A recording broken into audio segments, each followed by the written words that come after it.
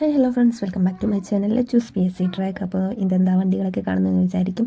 അപ്പോൾ നമ്മൾ LTC എക്സാമിന് പോകുന്ന വഴിയാണ്. അത്യാവശ്യം നല്ല ബ്ലോക്കും തിരക്കും കാര്യങ്ങളൊക്കെ ഉണ്ടായിരുന്നു. ഞാൻ വിചാരിച്ചത് എന്താ ഓണത്തിൻ്റെ തിരക്കാണോ അല്ലെങ്കിൽ ശനിയാഴ്ചയുടെ തിരക്കാണോ എന്നൊക്കെ വിചാരിച്ചു. പിന്നെ ഉച്ച സമയമാകുമ്പോൾ പ്രത്യേകിച്ച് ഇവിടെ ടൗണിലൊക്കെ നല്ല തിരക്കാണ്.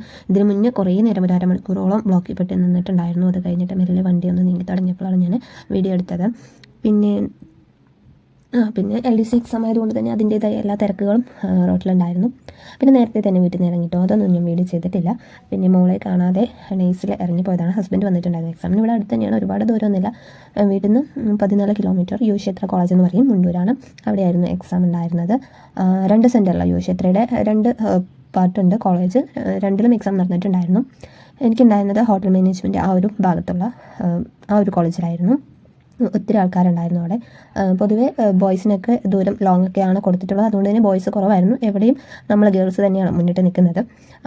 പിന്നെ ബോയ്സ് അപ്പോൾ അങ്ങനെ കാണുമ്പോൾ നമ്മൾ വിചാരിക്കും ബോയ്സ് കുറവാണല്ലോ എന്ന്. ബോയ്സ് കുറവായതുകൊണ്ടല്ല, എല്ലാവർക്കും ബോയ്സിന് കൂടുതലും ഓരോ ജില്ലയുടെയും അറ്റത്തേക്കാണ് കൊടുത്തിരിക്കുന്നത്. അപ്പോൾ പാലക്കാട് എക്സാം ഉള്ളവർക്കൊക്കെ മലപ്പുറം, അതുപോലെ ആലപ്പുഴയിലാണെങ്കിലും കോട്ടയം ആ സൈഡൊക്കെ ആണ് ബോയ്സിന് കൊടുത്തിട്ടുള്ളത്. അത് കഴിഞ്ഞ് എക്സാമൊക്കെ എഴുതി വരുമ്പോൾ ഞാൻ വീഡിയോ ചെയ്യണമെന്ന് വിചാരിച്ചു. പക്ഷേ നല്ല മഴയായിരുന്നു. എക്സാം തുടങ്ങിയപ്പോൾ മുതൽ വരുന്നത് വരെ മഴയായിരുന്നു. അത് കഴിഞ്ഞ് ചെറുതായിട്ട് ഫുഡൊക്കെ കഴിച്ചിട്ടാണ് അവിടെ നിന്ന് പിന്നെ വന്നത് കേട്ടോ. എന്താണെന്ന് വെച്ചാൽ നമ്മൾ എക്സാമിന് മുന്നേ ഫുഡ് അങ്ങനെ കഴിക്കാറില്ല. കഴിച്ചാൽ അതൊന്നും ഇറങ്ങി പോകാറില്ല. സമാധാനത്തോടെ ഫുഡ് കഴിക്കണമെങ്കിൽ എക്സാം കഴിഞ്ഞിട്ട് കഴിക്കണം. അപ്പോൾ എക്സാം ക്വസ്റ്റ്യൻ പേപ്പറിൻ്റെ ഒരു കാര്യം പറയുകയാണെങ്കിൽ എനിക്ക് C കോഡാണ് കിട്ടിയത്. അതിനെക്കുറിച്ച് പറയുകയാണെങ്കിൽ ഒറ്റ നോട്ടത്തിൽ വളരെ എളുപ്പമുള്ള ഒരു ക്വസ്റ്റ്യൻ പേപ്പറാണെന്ന് തോന്നുമെങ്കിലും അതിൻ്റെ ഉള്ളിലേക്ക് ഒന്ന് ഇറങ്ങി ചെല്ലുമ്പോഴാണ് നമുക്ക് അതിൻ്റെ എത്രത്തോളം അതൊരു ടഫായിട്ടുള്ളൊരു ക്വസ്റ്റ്യൻ പേപ്പറാണെന്ന് മനസ്സിലാക്കാൻ സാധിക്കുന്നുള്ളൂ. എനിക്കും ആദ്യം കണ്ടപ്പോൾ എല്ലാം പഠിച്ച കാര്യങ്ങളൊക്കെ ആണ് എന്നൊക്കെ തോന്നി. പക്ഷേ അത്യാവശ്യം നല്ലപോലെ നെഗറ്റീവ് കിട്ടിയിട്ടുണ്ട് എന്നാണ് ഇപ്പോഴത്തെ എൻ്റെ ഒരു ഞാൻ മാർക്കൊന്നും കൂട്ടി നോക്കിയിട്ടൊന്നുമില്ല. എന്നാലും കുഴപ്പമില്ലാത്ത രീതിയിലൊക്കെ എഴുതിയിട്ടുണ്ട്. ഇനി എത്ര ക്വസ്റ്റ്യൻസ് ഡിലീറ്റ് ആയി പോകും എന്നൊന്നും അറിയില്ല. ഇനിയിപ്പോൾ നമുക്ക് അറിയുന്ന നമ്മൾ ചെയ്ത ക്വസ്റ്റ്യൻസ് ഒക്കെയാണ് ഡിലീറ്റ് ആയി പോകുന്നതെന്ന് വെച്ചാൽ അതിൻ്റെ മാർക്ക് പോകും. അങ്ങനത്തെ ടെൻഷൻ കാര്യങ്ങളൊക്കെ ഉണ്ട്. പക്ഷേ കഴിഞ്ഞത് കഴിഞ്ഞു. അപ്പോൾ ഇനി അടുത്തൊരു എക്സാമിന് വേണ്ടി പ്രിപ്പയർ ചെയ്യുക എന്നത് മാത്രമാണ് ലക്ഷ്യം. ഞാൻ ഇത് LDCക്ക് വേണ്ടി തയ്യാറാക്കിയ PYQൻ്റെയും അതുപോലെ കുറച്ച് നോട്ട്സും എല്ലാം കൂടി മിക്സ് ആയിട്ടുള്ള ഒരു ബുക്കാണ്. ഇത് അത്യാവശ്യം ബുക്ക് കംപ്ലീറ്റ് ആയിട്ടുണ്ട്. അപ്പോൾ എനിക്ക് വീണ്ടും ഏത് എക്സാമിന് വേണമെങ്കിലും ഈ ഒരു ബുക്ക് യൂസ്ഫുൾ ആവും എന്ന് തോന്നുന്നുണ്ട്.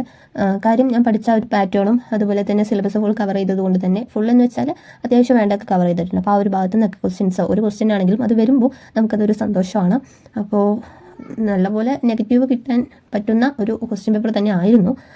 എങ്കിൽ പോലും മലയാളം, ഇംഗ്ലീഷ്, മാത്സ് ഒക്കെ വളരെ സിമ്പിളായിട്ട് തന്നെ ചെയ്യാൻ പറ്റുന്ന രീതിയിലുള്ള ക്വസ്റ്റ്യൻസ് ആയിരുന്നു. മറ്റ് സ്റ്റേജുകളെ അപേക്ഷിച്ച് നോക്കുമ്പോൾ നമുക്ക് മലയാളം, ഇംഗ്ലീഷും, മാത്സും ഓക്കെ ആണ്. പക്ഷേ GK പാർട്ടാണെങ്കിൽ ഓരോ ക്വസ്റ്റ്യനും വളരെ സൂക്ഷിച്ച് കൈകാര്യം ചെയ്യേണ്ട രീതിയിലുള്ള ക്വസ്റ്റ്യൻസ് ആയിരുന്നു. അങ്ങനെ പ്രത്യേകിച്ച് പറയാൻ കാര്യം ആ ഒരു ടൈമിൽ ടെൻഷനും കാര്യങ്ങളൊക്കെ ആകുമ്പോൾ അറിയാവുന്നത് പോലും നമ്മൾ തെറ്റിക്കും. പിന്നെ ഓപ്ഷൻസ് തന്നെ ഒരു ചെറിയ മൈന്യൂട്ടായിട്ടുള്ള കാര്യങ്ങൾ അങ്ങോട്ടും ഇങ്ങോട്ടും മാറ്റിയിട്ടൊക്കെയാണ് വരുന്നത് ഓപ്ഷൻസ്. അപ്പോൾ തീർച്ചയായും എത്ര പഠിച്ച ഒരു വ്യക്തിയാണെങ്കിലും നമുക്ക് കൺഫ്യൂഷൻ ഉണ്ടാവും. ഒരു എക്സാമ്പിൾ പറയുകയാണെങ്കിൽ ജവാലിയൻ ത്രോയിലെ നമ്മുടെ ആ ഒരു കറക്റ്റ് നമ്പർ ചോദിച്ചിട്ടുണ്ടായിരുന്നു. അത് എത്ര പഠിച്ച ആളാണെങ്കിലും ആ ഒരു ടെൻഷനിൽ പെട്ടെന്ന് ഒന്ന് മാറിപ്പോകാനുള്ള ചാൻസ് ഉണ്ട്. അങ്ങനെ അത്തരത്തിലുള്ള ക്വസ്റ്റ്യൻസാണ്. അപ്പോൾ ഇനി പഠിക്കുന്നവർക്ക് പറയാനുള്ളത്, നമ്മൾ പഠിക്കുന്ന കാര്യം വൃത്തിയായിട്ട് നല്ലപോലെ റിവിഷൻ ചെയ്തിട്ട് പോവുക. പുതിയ കാര്യങ്ങളൊന്നും പഠിക്കരുത്. ഞാൻ വീണ്ടും ആവർത്തിച്ച് പറയുന്നത് ആ ഒരു കാര്യം തന്നെയാണ്. പഠിച്ച കാര്യങ്ങൾ എല്ലാം നമ്മുടെ മൈൻഡിലുണ്ട് എന്ന് തന്നെ നമ്മളൊന്ന് ഉറപ്പിച്ചിട്ട് വേണം എക്സാം ഹാളിലേക്ക് കയറാൻ. അവസാന നിമിഷത്തെ ആ ഒരു സ്പീഡായിട്ടുള്ള ഒരു ഓട്ടിച്ച് നോട്ടമൊക്കെ ഉണ്ടല്ലോ, അത് വേണ്ട. അതുണ്ടെങ്കിൽ തീർച്ചയായും നമ്മൾ എക്സാം ഹാളിൽ പോയിട്ട് കൺഫ്യൂഷൻ ഉണ്ടാവും, ടെൻഷൻ അടിക്കും. അപ്പോൾ ആ ഒരു കാര്യം എന്തായാലും വേണ്ട. നമുക്ക് അറിയാവുന്ന കാര്യങ്ങൾ മാത്രം എഴുതാൻ ശ്രമിക്കുക. പിന്നെ കുറച്ചൊക്കെ കറക്കി കുത്തി അങ്ങനെ കിട്ടിയിട്ടുണ്ട് മാർക്ക്. അത് നമുക്ക് എലിമിനേഷൻ ടെക്നിക്ക് യൂസ് ചെയ്തിട്ട് അങ്ങനെ ചെയ്യാൻ പറ്റുന്നവരാണെങ്കിൽ കുറച്ച് റിസ്ക് ഒക്കെ എടുത്തിട്ട് അങ്ങനെ എക്സാം ചെയ്ത് നോക്കുക. പ്രാക്ടീസാണ് ഇതിൻ്റെ പ്രധാന ഘടകം എന്ന് പറയുന്നത്. സമയം മാനേജ് ചെയ്യാനാണെങ്കിൽ പോലും എത്രത്തോളം നമ്മൾ പ്രാക്ടീസ് ചെയ്യുന്ന അത്ര സ്പീഡ് കിട്ടും. അപ്പോൾ ഞാൻ അത്യാവശ്യം പ്രാക്ടീസ് ചെയ്തതുകൊണ്ട് തന്നെ എനിക്ക് സമയം ഒരു വിഷയമായിരുന്നില്ല. ആ ഒരു ടൈമിനുള്ളിൽ എനിക്ക് നല്ലപോലെ തന്നെ എക്സാമൊക്കെ എഴുതി കൂളായിട്ട് ഇരിക്കാൻ സാധിച്ചിട്ടുണ്ടായിരുന്നു. മാത്സ് ഒക്കെ എളുപ്പമായതുകൊണ്ട് തന്നെയാണ് സമയം കിട്ടിയതെന്ന് പറയാം. അപ്പോൾ സമയം എന്നതൊരു പ്രധാനപ്പെട്ട ഒരു ഫാക്ടറാണ്.